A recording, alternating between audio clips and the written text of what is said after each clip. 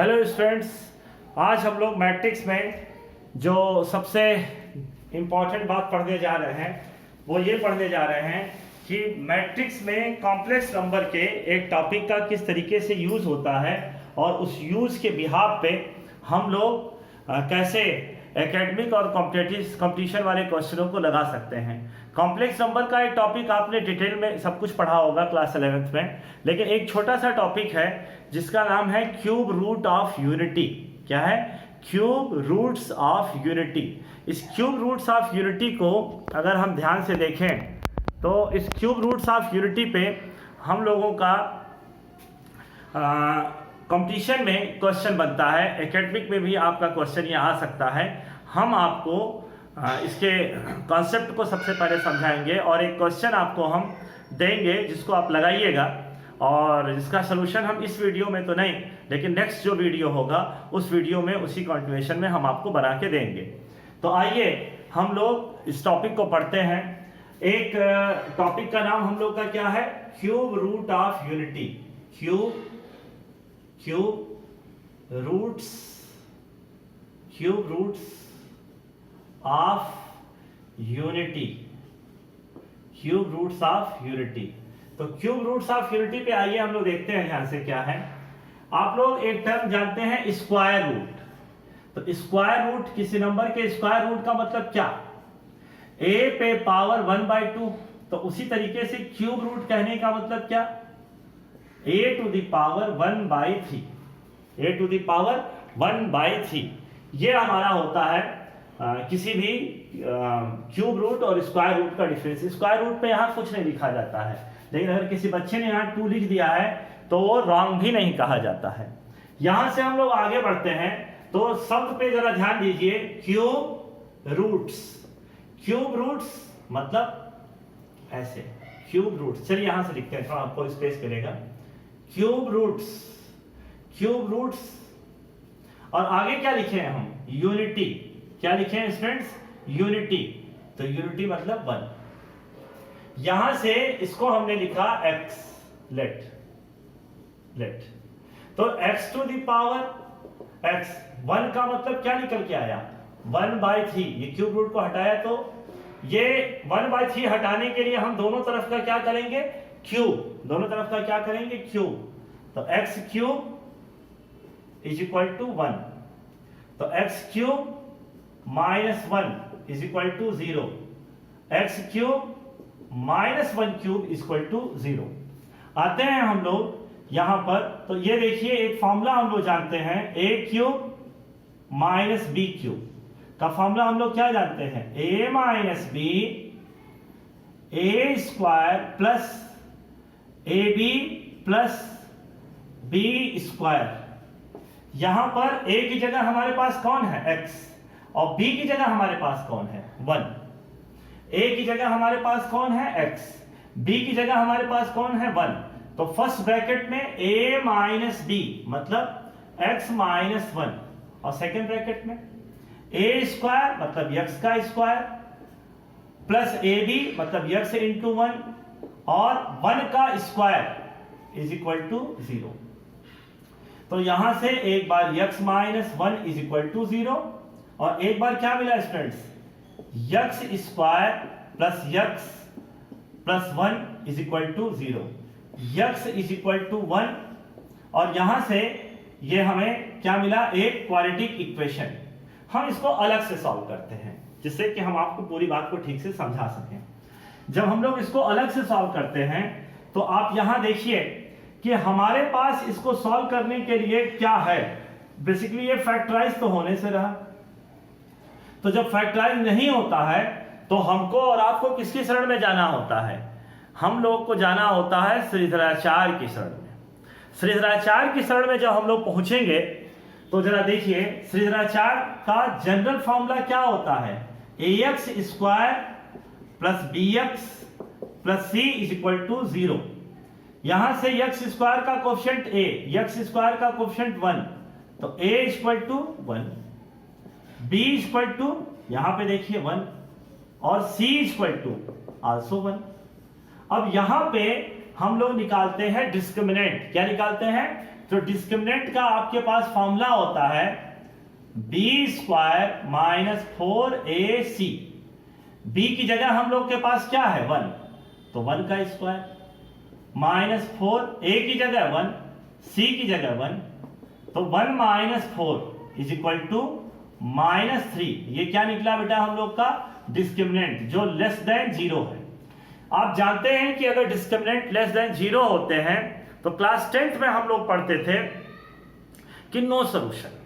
Class 11th में जब हम लोग पहुंचे और कॉम्प्लेक्स नंबर में जाने या हम लोग आयोटा के बारे में जाने तो वहां से हम लोग ने कॉम्प्लेक्स नंबर मतलब रियल नंबर के पैरेलल पूरा का पूरा कॉम्प्लेक्स नंबर की स्टडी एक्टिविटी की। हम आपको क्लास 11th के भी टॉपिक के वीडियोस बनाएंगे, लेकिन अभी हम यूट्यूब पे धीरे धीरे जुड़े हैं तो जाहिर सी बात है कि धीरे धीरे इस पर नई नई चीज़ों को हम जोड़ते जाएंगे, क्योंकि हमारे आपके बीच में ये एक्टिविटी लॉन्ग टर्म तक चलनी है। तो d इज इक्वल टू -3, तो d इज इक्वल टू -3। अब आप देखिए यहाँ पर आपको हम बता दें कि x सीधाचार formula x is equal to -b plus √d upon 2a। तो यहां पर अगर हम बात करें ऐसा तो x इज इक्वल टू हम लोग के पास क्या आया, b की जगह हमारे पास क्या है, b की जगह हम लोग के पास है, ये सब स्मॉल में लिखे तो इसको भी स्मॉल में ही लिखेंगे, यहां भी स्मॉल में ही लिखेंगे क्योंकि लेटर बदला नहीं जाएगा। यहां भी हम लोग स्मॉल कर लेंगे, यहां पर भी a और c को स्मॉल कर लेंगे, कैपिटल नहीं लिखे हैं। तो यहां पर -b की जगह हम लोगों ने क्या रखा -1 प्लस √d। d का मान हम लोगों के पास क्या निकल के आया, value of d is equal to -3 upon 2। a की वैल्यू हम लोग के पास क्या निकल के आ रही है, जरा ध्यान दीजिए 1। तो यहां पर x is equal to -1 plus √3i upon 2। अब यहां से अगर हम लोग बात करें तो x के हमारे पास दो वैल्यूज मिली, कौन कौन, एक बार मिला x का मान -1 प्लस √3i अपॉन 2। यहां पर कुछ बच्चे ये भी कहते हैं कि सर ये √3i कैसे आया, तो हम आपको समझा दें। √3 को अगर हम चाहें तो 3 इंटू -1, इसको अगर चाहें तो √3 इंटू √-1, इसको √3 और √-1 का मान i। तो यहां से आपको एक वैल्यू क्या मिली, एक बार इसका पॉजिटिव साइन लीजिए -1 और √3 के बीच में, और एक बार आप क्या लेंगे, एक बार आप लेंगे -1 माइनस √3i अपॉन 2।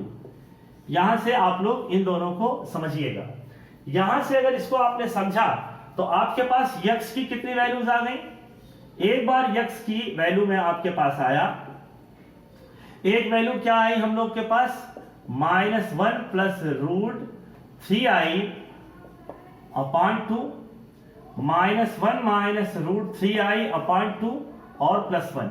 इसमें ये देखिए कि ये दोनों रिजल्ट्स जो हैं वो कॉम्प्लेक्स सॉल्यूशन है, कॉम्प्लेक्स सॉल्यूशन, और ये रिजल्ट हम लोग का क्या है, रियल सॉल्यूशन।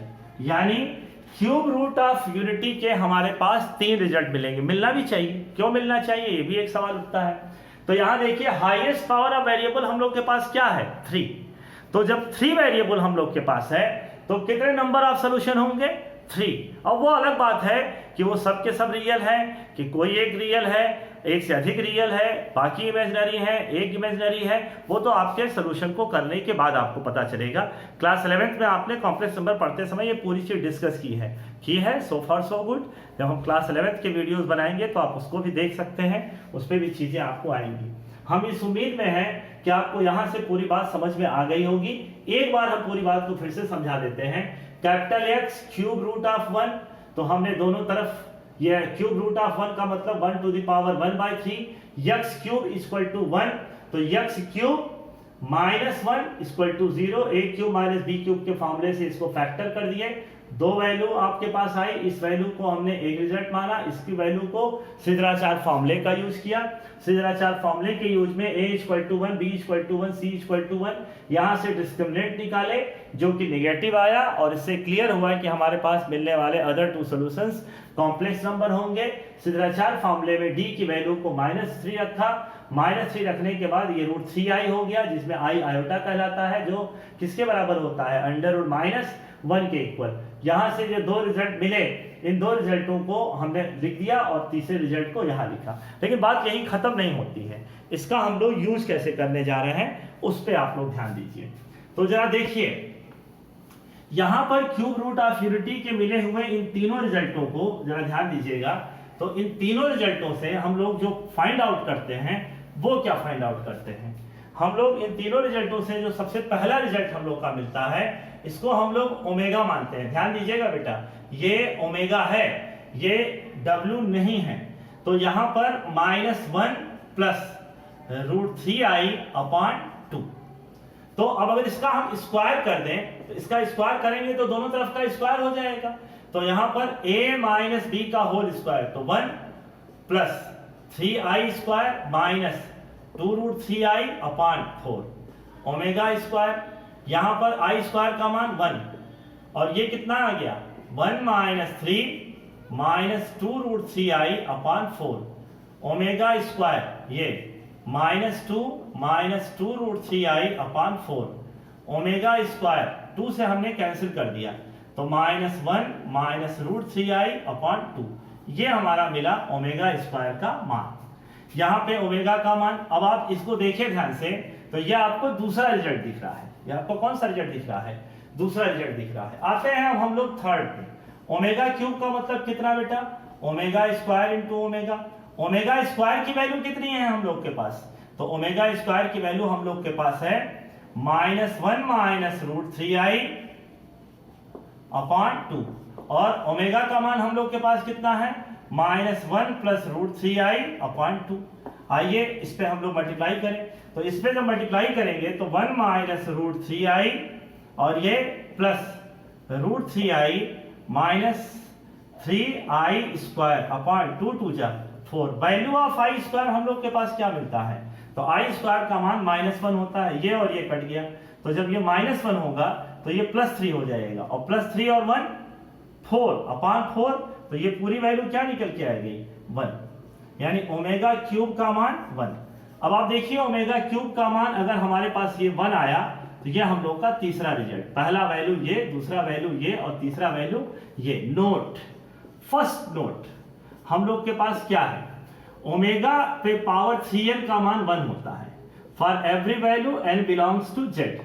जहां पर अगर हमने कहा ओमेगा क्यूब तो 1, ओमेगा पे पावर 6 तो 1, ओमेगा पे पावर 9 तो 1। क्यों, क्योंकि ये सब 3 के मल्टीपल हैं। अब सवाल उठता है ओमेगा पे पावर 4 को क्या लिखेंगे, तो इसको लिखेंगे omega cube into omega. Omega cube का मान 1 इंटू ओमेगा यानी ओमेगा। ओमेगा पे पावर 7 को क्या लिख सकते हैं, तो ओमेगा पे पावर 6 इंटू ओमेगा, इसका मान 1 इंटू ओमेगा, तो ये ओमेगा। ओमेगा पे पावर 8 को क्या लिखेंगे, तो ओमेगा पे पावर 6 इंटू ओमेगा, तो स्क्वायर, तो ये 1 और ये ओमेगा स्क्वायर, तो ये कितना आ गया, ओमेगा स्क्वायर। इस तरीके से इसका हम लोग यूज करते हैं। तो सबसे पहला हम लोग के पास जो नोट मिलता है वो ये। दूसरा एक और है, वो जरा उसको भी देखा जाए, वो ये है कि 1 प्लस ओमेगा स्क्वायर का मान 0 होता है। चलिए इसको प्रूव भी कर लेते हैं।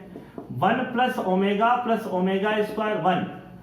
आप ओमेगा की वैल्यू को अभी अभी देखे हैं, -1 plus √3i/2 plus -1 minus √3i/2। अब आप इसका एलसीएम ले लीजिए 2, तो 2 - 1 प्लस √3i -1 माइनस √3i, ये और ये कैंसिल, ये 0/2, तो ये हम लोग को क्या मिला, 1 प्लस ओमेगा स्क्वायर 0। और इससे 3 रिजल्ट मिलते हैं। पहला रिजल्ट कौन मिलता है, 1 plus omega square, 1 plus omega square minus omega, और ये ओमेगा प्लस ओमेगा स्क्वायर -1। तो जरा ध्यान दीजिएगा, ये हम लोगों के पास मिलने वाले 3 रिजल्ट हैं। कौन, 1 प्लस ओमेगा की जगह इसको ट्रांसफर करके माइनस ओमेगा स्क्वायर लिखा जाएगा, और 1 प्लस ओमेगा स्क्वायर की जगह इसको ट्रांसफर करके माइनस ओमेगा लिखा जाएगा, और ओमेगा प्लस ओमेगा स्क्वायर की जगह -1 लिखा जाएगा। हम उम्मीद करते हैं कि आपको ये बात समझ में आ गई है। हम आपको एक क्वेश्चन दे रहे हैं जिसको आप इसको लगाइएगा। और इन केस अगर आपको इसमें लगा लिए सो फार सो गुड, और अगर नहीं भी लगा लिए तो अपने नेक्स्ट वीडियो को बनाते समय हम आपको ये पूरा का पूरा ये जो क्वेश्चन दे रहे हैं उस क्वेश्चन का हम आपको सलूशन देंगे। तो जरा ध्यान दीजिए, एक क्वेश्चन है, क्या है, if omega is a complex number, omega is a complex cube root of unity, complex cube roots of unity, complex cube root of unity, so that ध्यान दीजिए, so that 1 ओमेगा स्क्वायर 1 और omega square थोड़ा बड़ा लिखते हैं, देखिए 1 omega square omega square 1 omega square 1 omega plus omega square 1 omega square 1 omega square 1। और यहां से हम लोग को क्या मिला, ये ब्रैकेट क्लोज होने के बाद क्या मिला बेटा, 1 ओमेगा और omega square is equal to null matrix 0 0 0। तो ये आप लोग प्रूफ करिएगा, आपको हम यहां से क्वेश्चन देते हैं। आपने हमारे साथ इस पूरे वीडियो को ध्यान से देखा, समझा, इसके लिए आपका बहुत बहुत धन्यवाद। और फिर आपसे हम रिक्वेस्ट करेंगे कि अगर आपके कोई भी मित्र, दोस्त, यार जो भी हैं, उनसे आप ये स्टेप्स मैथ्स क्लासेस के चैनल को सब्सक्राइब करने के लिए ज़रूर कहिए।